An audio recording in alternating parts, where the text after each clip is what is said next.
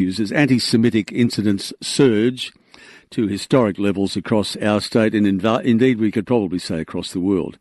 Our Legislative Council has launched a parliamentary inquiry aimed at understanding, or trying to, and addressing the escalating threat to Jewish people in Australia. Now, at the heart of the inquiry is the debate over how anti-Semitism is defined. I mean, how it manifests itself and how it should be tackled in an increasingly polarised climate. Now, the inquiry's findings are awaited later this year, while concerns remain about the urgent ongoing threats facing Jewish Australians. Well, Robert Gregory, Chief Executive Officer of the Australian Jewish Association, appeared before that committee, and I'm very happy to say that he's joining us now on the program. G'day, Robert. Great to talk to you. Thank you for having me on. Robert, we spoke to Robert Borsak earlier in the show. He's chairing the hearing, of course, and about the heated moment on Monday when Hamas and Hezbollah were described by some as not being anti-Semitic. Why is it so critical in your view that organisations like those two in particular, and many others I'm assuming, are clearly identified as anti-Semitic? Well, that's a good question. I mean, Hamas and Hezbollah are both the epitome of anti-Semitic organizations. The Hamas Charter, if anyone's read it, includes phrases about how in the end of days they'll hunt out the last Jews to kill them. It includes typical anti-Semitic conspiracy theories about how Jews and Freemasons control the world. So I don't think there's much denying that they're anti-Semitic organizations. I saw the segment you referred to where a small fringe group tried to claim that they're not anti-Semitic, but which is just ridiculous to see.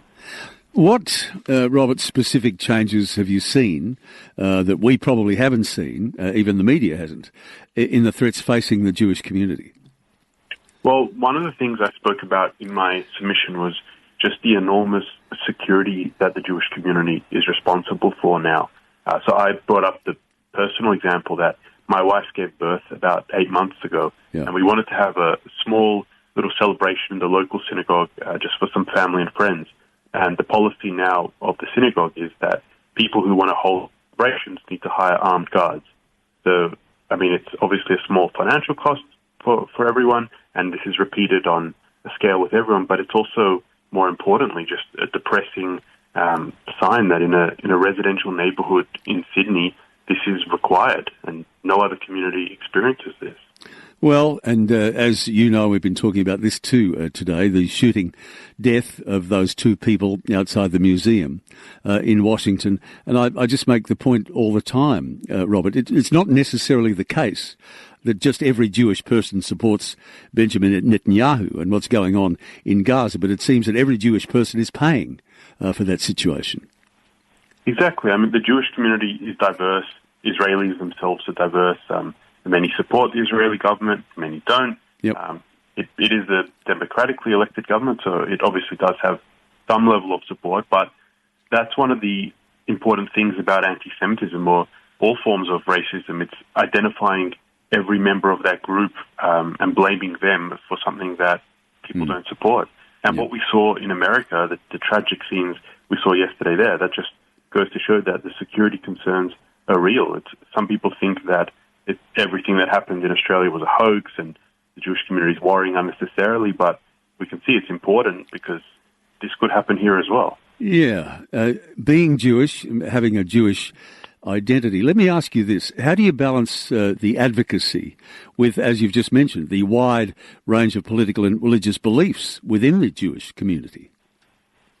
Well, I think there are a wide range of beliefs, but some things are pretty almost universally accepted. So, I mean, the polls consistently show that the vast majority of Australian Jews feel a connection with Israel. It's an important component of the Jewish religion. It's at the center of it.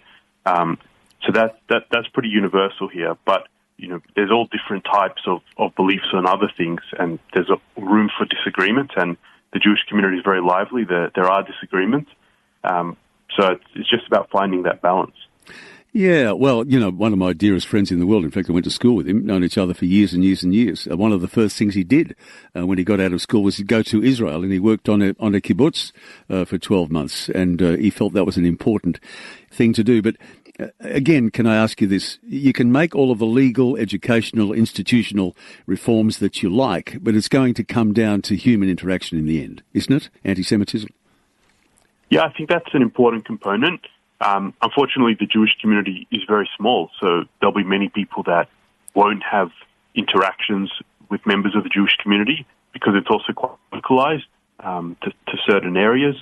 So, yeah, we try and encourage as much as possible interactions with other communities in Australia, and there's been some very successful examples of that. But I think it's important for those, that builds bridges, and for those who aren't able to meet members of different communities, is to try and educate themselves in other ways.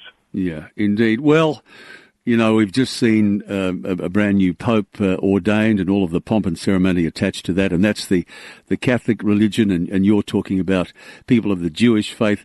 I mean, I know it's probably utopia I'm talking about, but all we really need is for people to be respectful of other people's beliefs and views. I mean, even let's just put aside, and we probably need to put aside what's happening in Gaza and bring it back to this people question of being respectful of what other people believe in, even if you don't. Exactly. There's no excuse at all for violence, for the things we saw in America, for the kinds of everyday racism and violence, anti-Semitism we're seeing in Sydney and in Australia. And it just comes down to respect. Treat people the way you would want to be treated. Treat other groups the way you would want members of your own group to be treated. I think that's important if Australia is going to continue to be a successful nation with many different identities in it. Okay, can I ask you one final thing? Parliamentary inquiries are one thing, and often they turn into a talk fest, and sometimes nothing gets done. And I'm not want to criticise the process, but I mean, what would you really like to say to the people listening to us now? Parliamentary inquiries can recommend things, but what would you like to say to my listeners today about, and it is, we can't resile from it, this increase in anti-Semitism of late? Well, I think that's a good point. I mean, it is commendable that the inquiry is being held, but as you mentioned, we hope it actually does go somewhere. But what can people do in their everyday life? And I think one important thing is educate yourself. Don't believe everything you hear in the mainstream media. Don't believe it just because it's said. So many things have been debunked over recent years. Educate yourself. As you mentioned, travel to Israel if you can. Maybe not now, maybe at a different time, but really learn more, reach out to other people in other groups, and don't just accept everything you hear. Yeah. Been nice to talk to you, Robert, and thank you for sparing the time with us. Thank you. Thank you for having me on. Robert Gregory, the CEO of the Australian Jewish Association.